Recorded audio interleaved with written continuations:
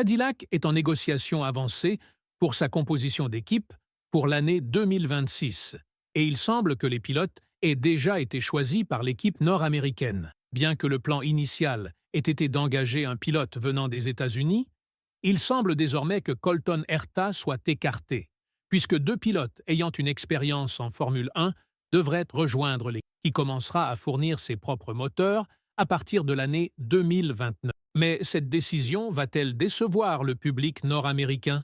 Et plus important encore, comment cela affectera-t-il la situation financière de Cadillac? L'annonce de l'arrivée d'une 11e équipe en Formule 1 a été globalement très bien accueillie.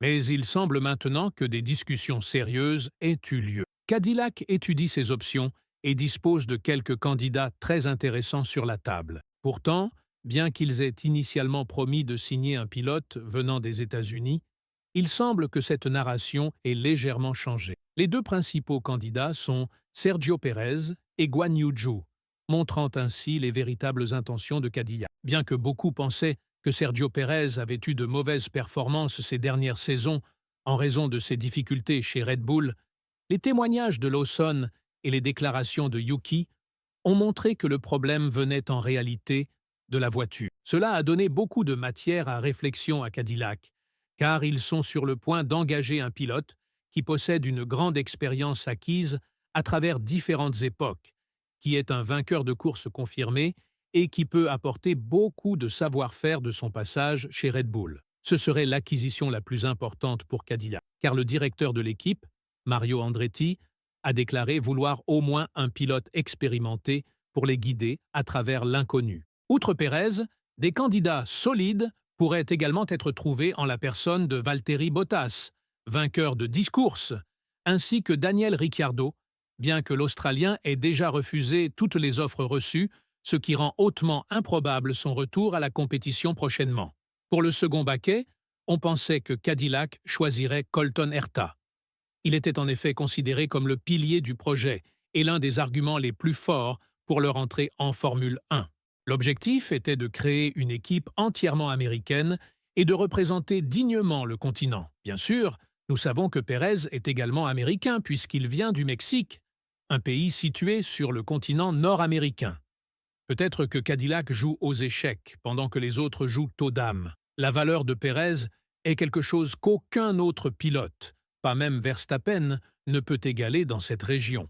Sa popularité est probablement l'une des principales raisons pour lesquelles le Grand Prix du Mexique existe encore, alors qu'il y avait des menaces de retrait des organisateurs en raison de la baisse d'audience. De plus, Pérez est très populaire sur des circuits comme Miami et Austin, ce qui rendrait cette situation gagnante pour les deux parties. Pérez bénéficie d'un soutien financier important, ce qui n'est un secret pour personne. En plus de son expérience, il est connu pour avoir des sponsors prêts à investir jusqu'à 30 millions de dollars par an dans l'équipe qu'il engagera. Cela a été confirmé par le directeur de l'entreprise Telmex, l'une des nombreuses sociétés sous la direction de Carlos Slim, l'homme qui a directement financé la carrière de Pérez. Ce qui nous surprend réellement, c'est que Cadillac envisage Zhu comme second pilote, et non Colton Herta. Oui, Zhu possède une expérience en Formule 1, ce qui pèse lourd dans la balance face à un pilote comme Herta qui n'a jamais disputé de course complète dans la catégorie. Mais il est également important de noter que Zhu apporte aussi ses propres sponsors. Nous savons qu'il a été fortement soutenu lors de son arrivée en Formule 1 avec Alfa Romeo, mais ses résultats initiaux ont montré qu'il est un pilote solide ayant besoin d'une véritable opportunité pour démontrer son talent. La saison passée a été difficile pour lui comme pour Bottas, et bien que Zhu ait souvent été le dernier sur la grille et largement dominé par Valtteri, le fait qu'il ait été engagé comme pilote de réserve par Ferrari montre qu'ils lui font encore confiance. Oui, il faisait partie de l'académie Ferrari, et peut-être qu'il voulait simplement le garder à portée de main, mais on ne signe pas un pilote de réserve si l'on a totalement perdu confiance en lui. Un autre point important est la connaissance que Zhu a acquise durant sa carrière,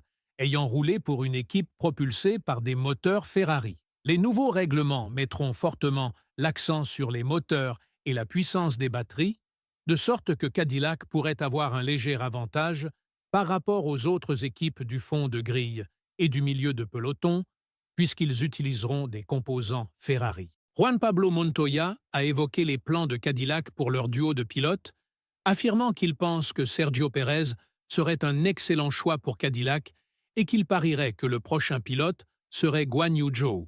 Il a déclaré qu'il formerait un duo parfait, car Zhou, en tant que pilote de réserve Ferrari, pilote, développe et travaille en connaissant tous les secrets de Ferrari, ce qui serait très logique puisque Cadillac utilisera les moteurs Ferrari. Il est aussi important de souligner que, même si Herta était vu comme le grand favori pour Cadillac et que beaucoup pensaient que ce lien était évident, cela ne semble clairement pas être le cas.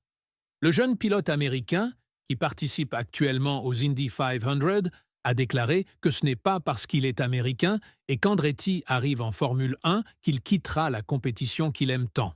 Évoquant son avenir et ses plans pour rejoindre la Formule 1, Herta a expliqué que ce n'est pas une décision facile de dire au revoir pour toujours, car il renoncerait à la possibilité de retravailler un jour avec ces personnes. S'il recevait une offre en Formule 1, il devrait y réfléchir très sérieusement. Il a ajouté que cette opportunité lui est présentée depuis plus de 5 ans et, comme cela ne s'est jamais concrétisé, il est devenu insensible à cette idée et n'y pense même plus. Ce n'est pas bon signe pour l'équipe américaine qui espérait avoir un pilote national. Malgré cela, la situation devient de plus en plus sérieuse avec des discussions intenses en cours entre Cadillac et plusieurs pilotes. Andretti a compris qu'ils ne peuvent pas forcer un pilote à accepter ce siège, et que si Herta n'a pas réellement envie de courir en Formule 1, il existe des concurrents expérimentés qui donneraient tout pour l'obtenir. Cela est également d'une grande importance financière pour Cadillac, car l'équipe recevra un investissement conséquent dans le développement de son moteur si elle promet à l'un de ses deux pilotes de le conserver au-delà de l'année 2029. La première saison où Cadillac participera avec son propre moteur, produit sous la marque General Motors. C'est un événement que tout le monde en Formule 1 attend avec impatience. Montoya est cependant sceptique quant aux chances de Herta chez Cadillac et, parlant de la transition nécessaire entre l'IndyCar et la Formule 1, l'ancien pilote de F1 a déclaré qu'il trouverait fou que Colton Herta décide de rejoindre la Formule 1. Selon Montoya, ce ne serait pas aussi facile que Herta le pense. En termes de vitesse, il pense que Herta serait assez rapide, mais le choc culturel et le déménagement en Europe seraient tellement importants que cela pourrait sérieusement perturber son mental. Et si cela se produit, les chances de survivre et de réussir seraient très faibles. Avec tout cela en tête, la situation est désormais plus claire. Les pilotes, qui s'annoncent comme les candidats les plus prometteurs dans les mois à venir, sont Sergio Pérez et Guan Yu Zhou. Chacun possède des qualités uniques. Mais si l'on est brutalement honnête, l'aspect financier derrière ces potentielles signatures est tout simplement trop important pour être ignoré.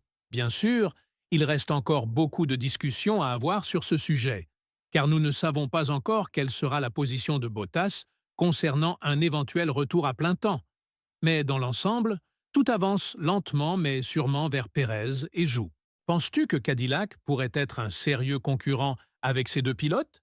Et surtout, lequel des deux vois-tu avec le plus grand potentiel pour les représenter si Cadillac élargit sa vision pour le championnat pilote? Dis-le nous dans les commentaires ci-dessous. Et après cela, regarde la vidéo qui apparaît maintenant sur ton écran.